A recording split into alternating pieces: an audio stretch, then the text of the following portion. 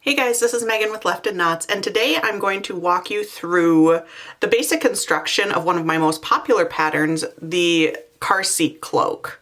This pattern was designed for infants and toddlers to wear over their car seat straps. If you live in a cold climate with children, you will have heard that kids aren't supposed to wear big bulky coats under their car seat straps for safety purposes, but at the same time it gets really cold. So this car seat cloak is a nice way to keep them covered in the car if it's chilly, or as a way to cover them up as you're taking them out to get their jacket on. So I've used this with both of my children, and I'm in the process of making my son another one. And this pattern is one of my most popular, but also one of my most I get the most questions about this pattern and how to construct it. So I wanted to make a video tutorial just to walk you through the certain steps that I get a lot of questions on. This will not be a first stitch to last stitch tutorial. It's like making a blanket. It's a pretty big project. So I'm going to jump around a little bit, but I'm going to go over starting the basics of making the hood, creating the neck hole, and then continuing on to crochet the cloak part, and I will work up through the last couple rows after the armhole. So I'm going to walk you through those steps because those are the steps that I get the most questions about. If you are watching this video on YouTube, a link to this free pattern will be in the video description. If you're watching this on my website, you are probably on the pattern webpage right now. So I suggest that you print the pattern and follow along while you're watching this video, or have two screens running at the same time. So for this project, I am using a 5mm crochet hook and any worsted weight yarn. In my original pattern, I used Lion Brand Vanna's Choice. In the cloak that I'm making now for my son, I'm using Lion Brand Heartland yarn. This is a nice flexible pattern that is not particularly fitted, so you have quite a bit of wiggle room with the size, with the finished size and the child. You have some wiggle room. You can adjust it as they grow and add more rows, and I'll talk a little bit more about that at the end. But to begin, you're going to start with a magic circle. If you are not familiar with this technique, I do have a video tutorial that I will link below.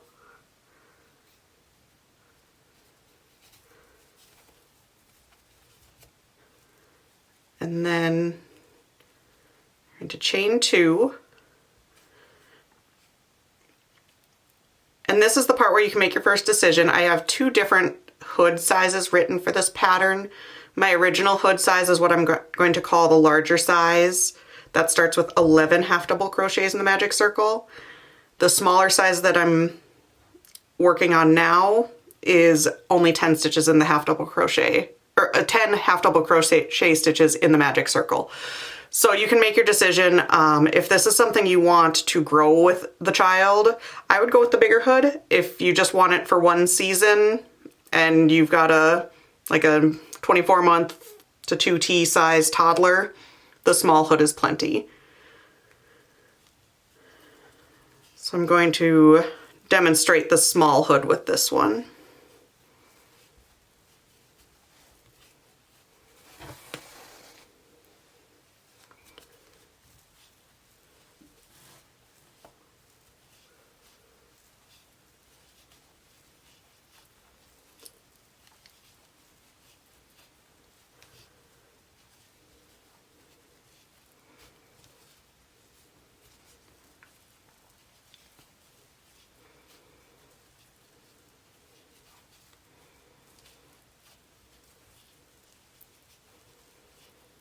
Okay, so I just worked 10 half double crochet stitches into that magic circle, and I'm going to pull tight.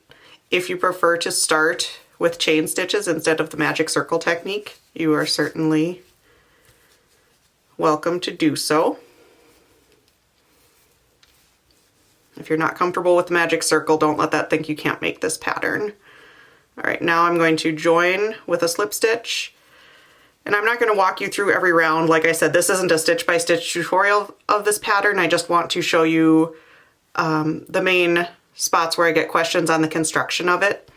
And so I'm going to continue following the pattern where it increases from round 1 to round 6. Those will all be increase rounds. So now I'm going to pause. You can work on those rounds, and then when you come back, I will be just finishing up round 6. All right, we're back, and now we have completed the increase rounds. If you started with 10 half double crochet, you now have 60 half double crochet in round 6. If you started with 11, you now have 66 stitches in round 6. So now rounds 7 through 9 will just be half double crocheting around your circle.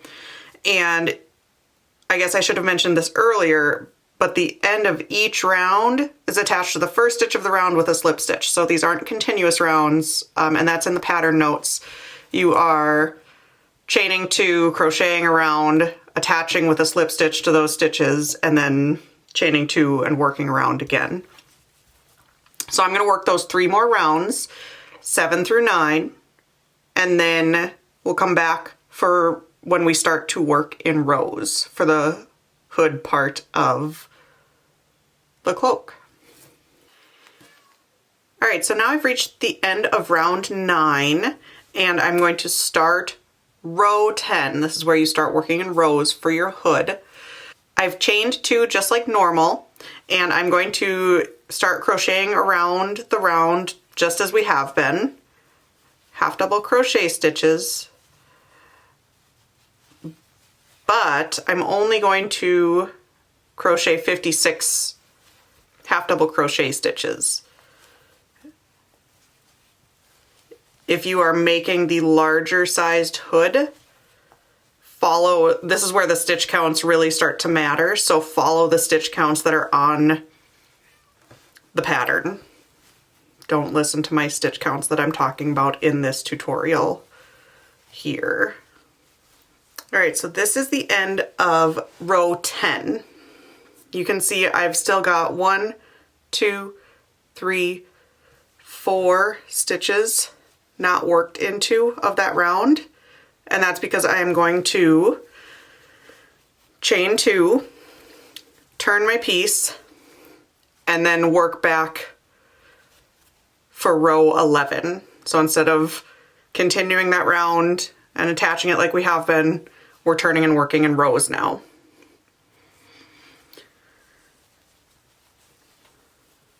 So row 11 and 12, you will have the same number of stitches across. That will not change. I'm going to go ahead and finish those rows. And then for row 13 through 20, you will have some change in stitch counts. There will be a few increases. And then decreases again, just for some shaping of the hood.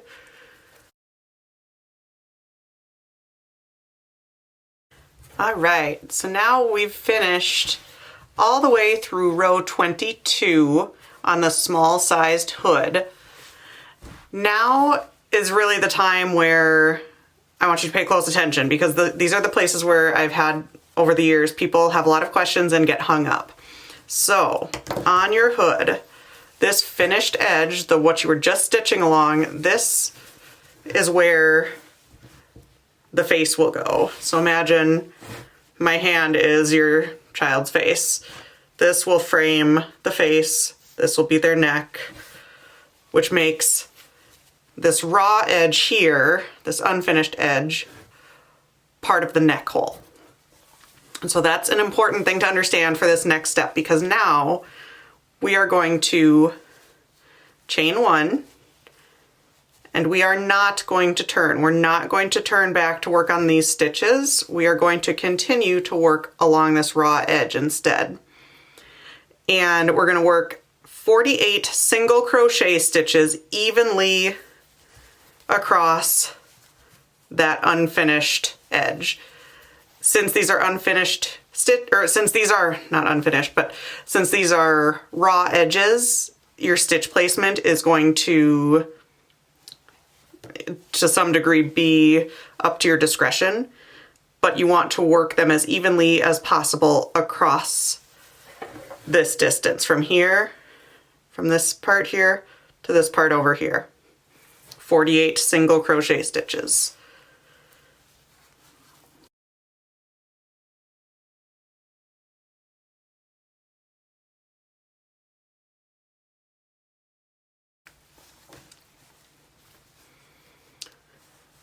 All right, one good checkpoint, I'm about halfway across now. One good checkpoint is, since we want 48 stitches across this entire length, once you get to the center point here, you should be at about 24. If you're not, take some stitches out and add a few more so that we've got stitches evenly dispersed across this distance.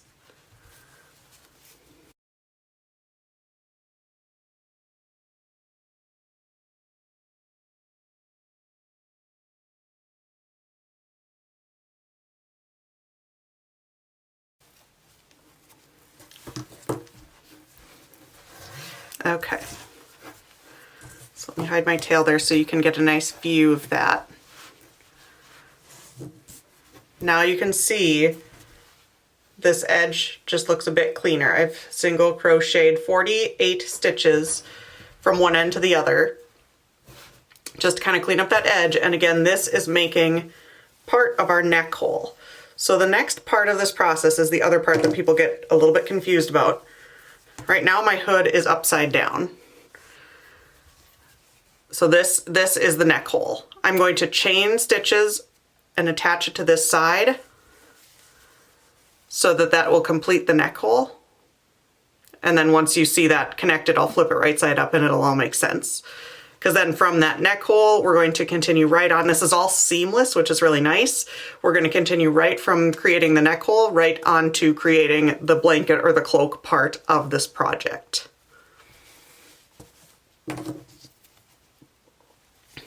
So now I'm going to chain 22.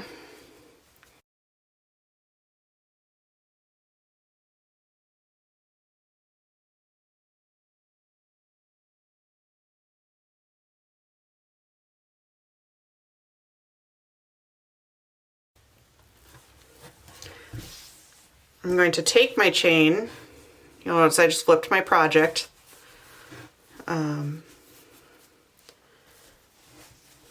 This is that edge that I just crocheted across.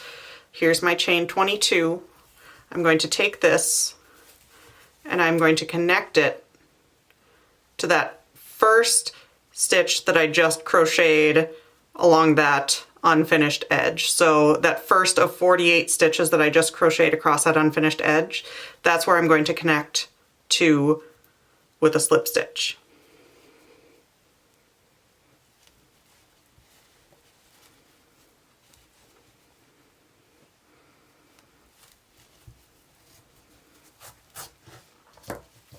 So now, hopefully you can see a little bit better. It's hard to fit this project within the frame of the camera. This is what we just did. We crocheted from this point here, 48 stitches. Let's see if I can get the light better. 48 stitches along this raw edge, this unfinished edge. Then we chained 22 across this gap and connected it back to our first stitch of that unfinished edge.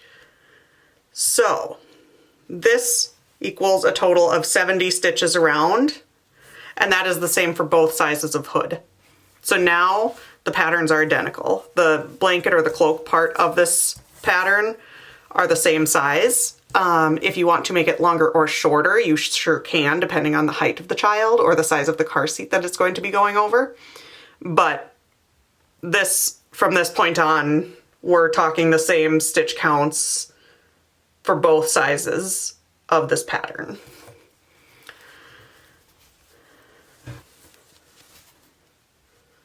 So one more really, really important step right here. I just connected this with a slip stitch to the first of those 48 stitches. And now I'm going to chain 2. Do not turn. This is important. While we're working on the cloak part, you are not turning. So this first, what I'm working on now is round 1 of the cloak. This is going to be chain 2 and half double crochet 70 around. Because like we talked about, we have 70 stitches around this head hole area now. If you turn here and start working into these chain stitches first, your armholes are going to end up in the wrong places based on the stitch counts. So it's really important that you do not turn here. Everything else is easy, no problem, because you're just doing half double crochet stitches, 1 in each stitch around. So there's no real counting on this round. So I'm going to finish up this round, and then I'll come back and talk about the few rounds we have of increases before we add the armholes.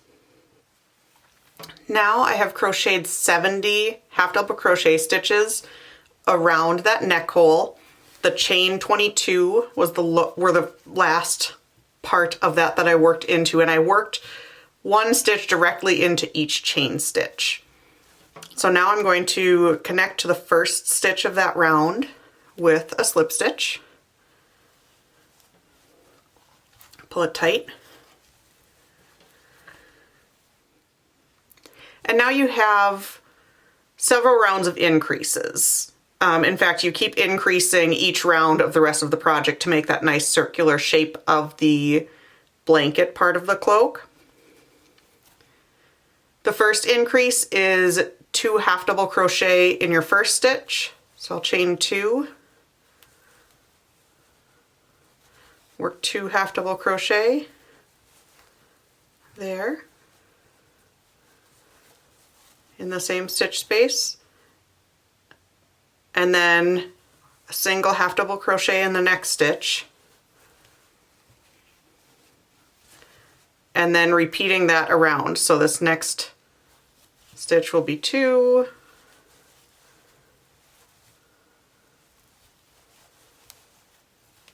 and 1.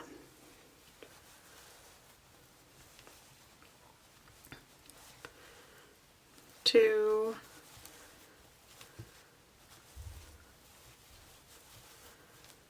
and 1.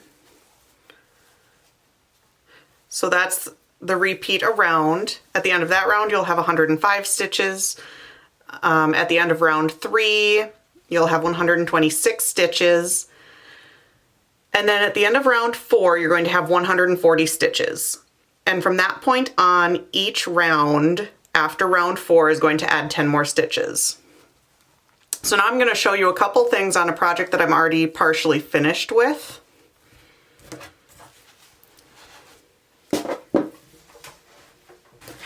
Okay, so here is the project once you get into the blanket part of the cloak a little bit. Here's my hood, neck hole here, and then we've got the start of the blanket. On this one, I'm going to show you a couple things. First, get these strings out of the way. I'll show you what the armholes end up looking like. They're really easy. They're just slits. So basically, once I finished round 10, on round 11, I followed the stitch count in the written pattern, and then you chain 15 stitches and skip 15 stitches from the previous row before you start your half double crochet stitches around again. And then that creates armhole on one side, and then there's obviously a matching armhole on the other side of the piece as well. So if you follow the stitch counts in the written pattern, you will get those armholes no problem. And if they are in the wrong place, that means you turned your piece when you started working on the blanket part around that neck hole. If your armholes end up kind of in the front and the back of the piece instead of on the sides, you turned your work. So make sure you don't turn your work. And if your armholes are in the correct spot, you'll be able to fix it by ripping out your stitches back to that point and making sure you don't turn your piece when you start working around. That's just a really common problem I've heard people mention before.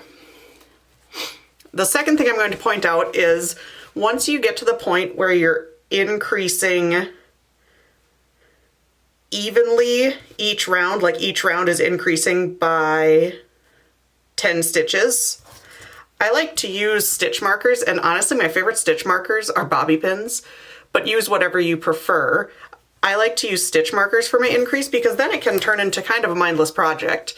You just crochet up to your stitch marker. Once you get to your stitch marker, you take it out. You'll work your 2 half double crochets into that space, place your stitch marker again into those stitches you just crocheted, and then continue. And I'll show you what that looks like.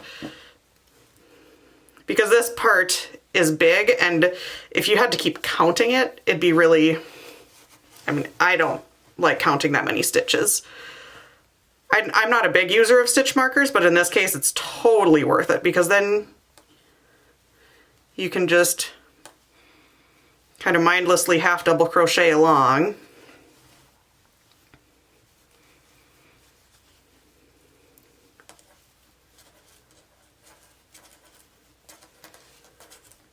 Oops. Until you reach your next stitch marker. In each row, your increases are going to get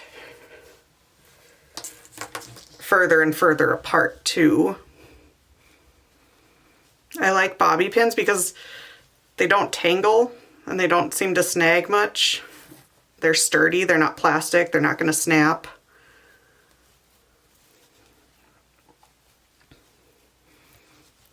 And you can get a lot of them really easily. Okay, so you see here, I'm coming up to that stitch marker. I'm gonna half double crochet in each stitch up to that stitch marker. Now here's my stitch marker. I'm gonna take that out. I'm going to work 2 half double crochet stitches into where I just took that stitch marker out. And then I'm going to place the stitch marker back into the first of those 2 stitches. So not the stitch that is closest to my hook right now, but that first stitch that I worked into that space. I'm going to add the stitch marker, and then this is where my increase will be in the next round. So that is pretty much it for this car seat cloak. You can continue as many rounds as you want to make it however long as you want. You could even have some extra yarn around, like if you have like say a baby in 12-month or 18-month clothing this year, you know you're going to want to use this car seat cloak for a few years because the weather is always miserable in the winter, let's be honest. You could even have some of the same yarn around and add a few rounds the next year to make it longer so you don't have to start from scratch again. That is something that I think would be fun and easy to do. But really you can customize these any way you want. I've done stripes, I've done edging around the hood and the bottom. So this is a really nice base pattern, and then you can customize it for different kiddos.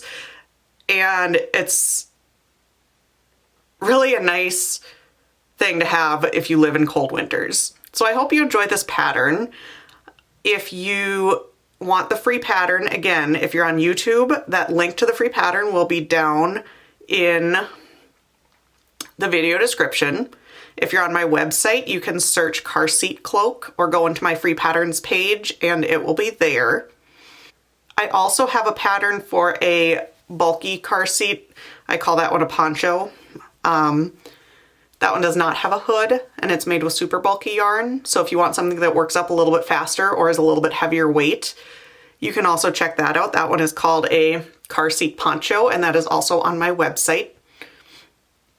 And I also have a lot of other free patterns for winter, summer, and everything in between on leftandknots.com. So I hope you enjoyed this video tutorial. I hope this helps clarify some of the common issues that we've had with this pattern in the past.